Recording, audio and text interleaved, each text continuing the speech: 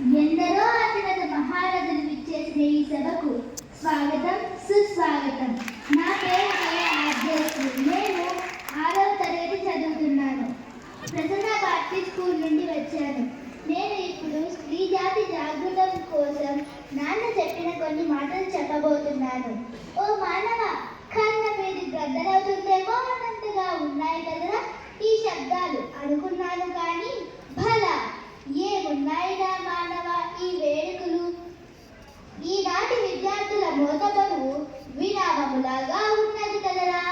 ఇక్కడ వినోదంతో పాటు విజ్ఞానం సైతం అవలీలగా నేర్చుకుందురు.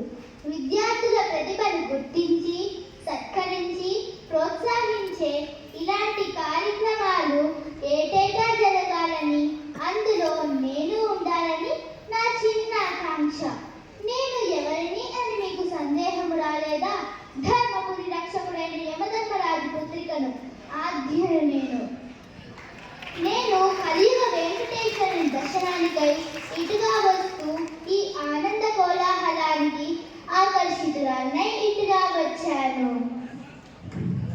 మరి ఆ త్రిలోక సంచారి అయిన నారద మునులు వారు నాకు ఒక వింత దృశ్య పరికరాన్ని ఇచ్చారు. ఇందులో ఫేస్బుక్, ఇన్స్టాగ్రాము మరి ఇంకెన్నో దృశ్యాలు నన్ను కలవరపరిచాయి. నన్ను కలవరపరిచింది దిశ, దిగ్భ్రాంతికి గురి చేసింది నిర్భయ. ఒక ఆడపిల్లనైన నేను సైతం మాట పెగల్చలేనన్ని, పెదవి దాటలేనన్ని ఎన్నని చెప్పను.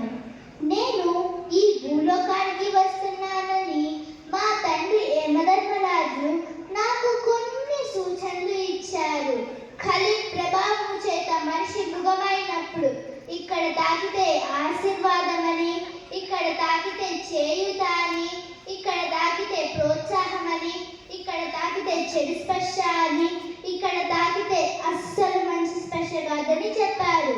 ధర్మ విచక్షణ విన్న ఆ క్షణం నీవు నీవు నీవు అబలవు కాదు, సబల.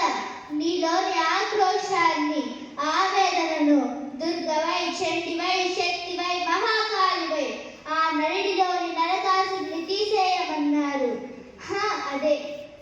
ఆడదే. నిన్ను మోసే భూమాత ఆడదే. నిన్ను కన్న తల్లి ఆడదే. నువ్వు కన్న చిట్టి తల్లి ఆడదే. 100 మంది కౌరవులు, వేలాది మంది సైనికులు, అంతమంది కారణమైన ద్రౌపది మాత ఆడదే. ఆ దశకంఠుని అంతమందించడానికి కారణమైన సీతమ్మ తల్లి ఆడదే. మా తండ్రి యమధర్మరాజుతో పోరాడి పతి ప్రాణాన్ని దక్కించుకున్న సావిత్రి మాత ఆడదే. ఈ వేదిక సాక్షిగా మా తండ్రి యమధర్మరాజు అట్టి వారిని నిరీక్షింపడు. యస్మిన్ యదా వర్తితవ్యో మనుష్యః తస్మిన్ తదా వర్తితవ్యం సధర్మం. ఎవరు మనతో ఎలా ప్రవర్తిస్తే వాళ్ళతో మనం అలానే ప్రవర్తించాలి. అది ధర్మం, అదే ధర్మం. ఎందుకు ఆడదంటే అంత చిన్న చూపు? అనువంత ఉన్న నీటి బిందువును నిలువెత్తు మనిషిని చేసినందుక, లేక అణుశక్తితో అనంతాన్ని జయించినందుక, లేక అనంతమైన జగత్తును మన కళ్ళ ముందుకు, కాళ్ళ ముందుకు తెచ్చినందుక? ఎందుకు? అమ్మను మనలో ఎంతమంది గౌరవిస్తున్నాం, ఆదరిస్తున్నాం. అంతెందుకు ఒక స్త్రీగా స్త్రీ శక్తిని మనం గుర్తిస్తున్నామా అసలు? ఇలాంటి విలువల సేకరణకు ఇలాంటి సభలు, సమావేశాలు మన సమాజానికి ఎంతో